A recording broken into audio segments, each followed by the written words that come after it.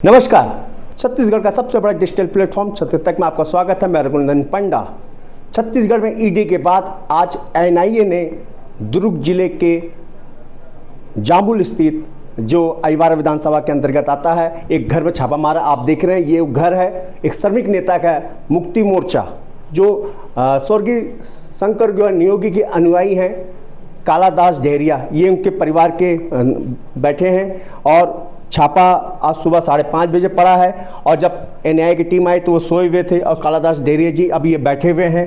और जब एनआईए ने आए और पूरा घर को तितर बितर किया जैसे छापा मारा जाता है, जो फिल्म में अपने दिखते हैं, जो सुरक्षा के अधिकारी होते हैं जांच करते हैं तो पूरा सामान को निकाल के तितर बितर किया, देखे और क्या मिला क्या नहीं मिला ये हम कालादास डेहरिया जी से बात करते हैं। और उस बीच क्यों आई है एनआईए की टीम, हम बात करते हैं कालादास डेहरिया जी से। डेहरिया जी, आप शंकर गौर नियोगी को एकदम अनुयायी, यही मेरा सब कुछ है।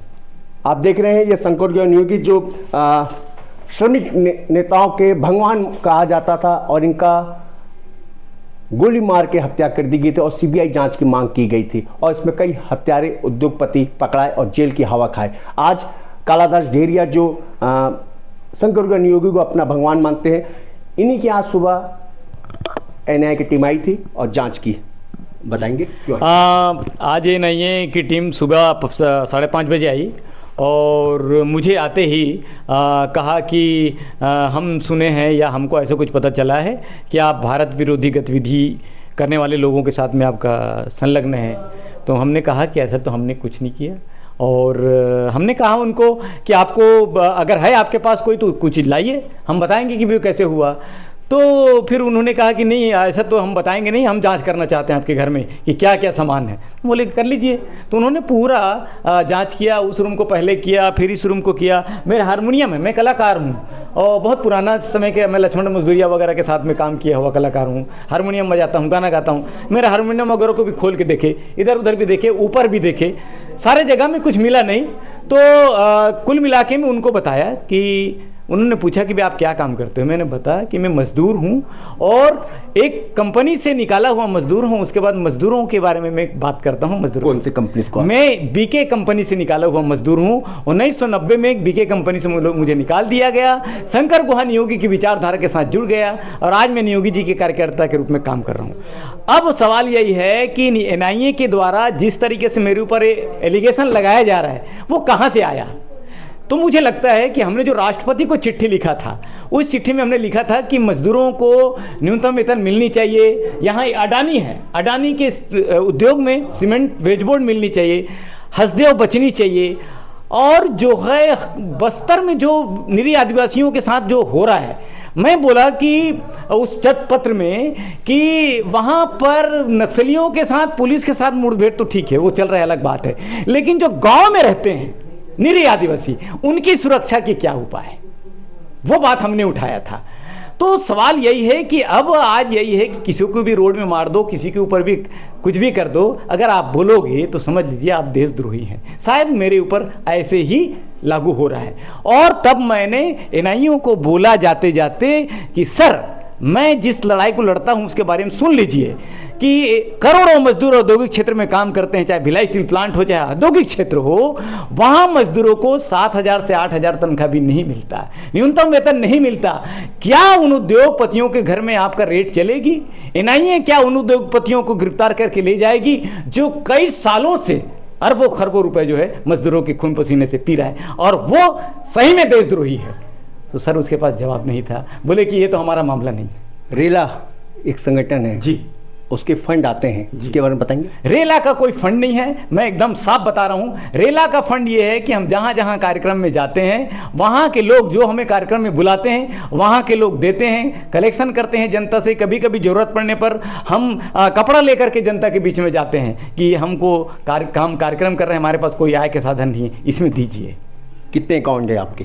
मेरा एक ही अकाउंट है 15,000 वाला, मोदी जी का वो कम वाला, वो उन्होंने बोला था 15 लाख दूंगा, 15 लाख तो दिया नहीं। तो मैं क्या किया, अपने अकाउंट के पूरे देश भर में जितने भी प्रगतिशील लोग हैं, लेखक प्रोफेसर, सबको भेज दिया, भैया ज़रूरत पड़ने पर इसमें डाल दिया करो, मैं मजदूरों का काम करता हूँ। क्या क्या जब्त करके एनआईए ले गई और कब आपको बुलाई?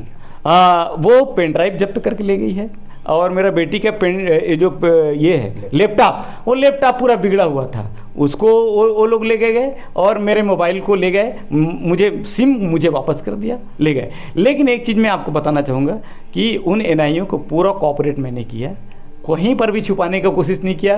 वो लोग ये बात को दंग रह गए थे कि अरे यार पहला आदमी देखे हैं कि वो ऐसे इस तरीके से कर रहा है, और इसलिए उन्होंने कहा कि हम 1 तारीख को आप आइए, अगर इसमें कुछ मिलेगा तो हम कुछ कार्रवाई करेंगे, नहीं मिलेगा तो आपको 1 महीने में छोड़ देंगे। कहाँ पे 1 तारीख को आपको बुलाया गया? झारखंड के रांची में।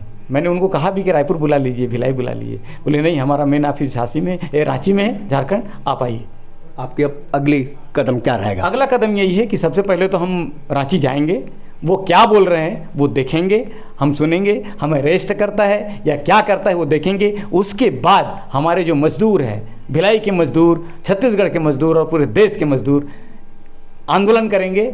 एक तो मोदी का 4 श्रम कोड के खिलाफ, और दूसरा हमारे जैसे कार्यकर्ताओं को बदनाम करने के खिलाफ। 4 श्रम कानून क्या है? 4 श्रम कोड कानून ये है कि उसमें मजदूर अब यूनियन नहीं बना सकता, उसमें मजदूरों के लिए सरकार न्यूनतम वेतन तय नहीं करेगी, ठेकेदार तय करेगी।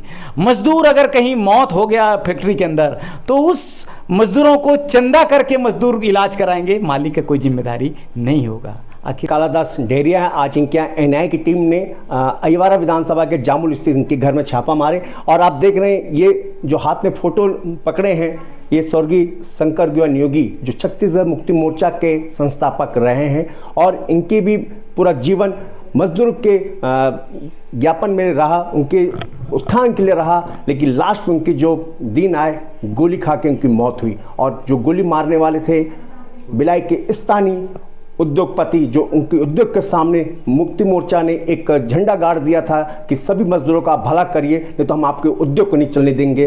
लेकिन मुक्ति मोर्चा ने इनको बहुत बड़ा षड्यंत्र में फंसा के इनकी हत्या कर दी थी। ये कालादास ढेरिया जी हैं, शंकर गुहा नियोगी के अनुयायी।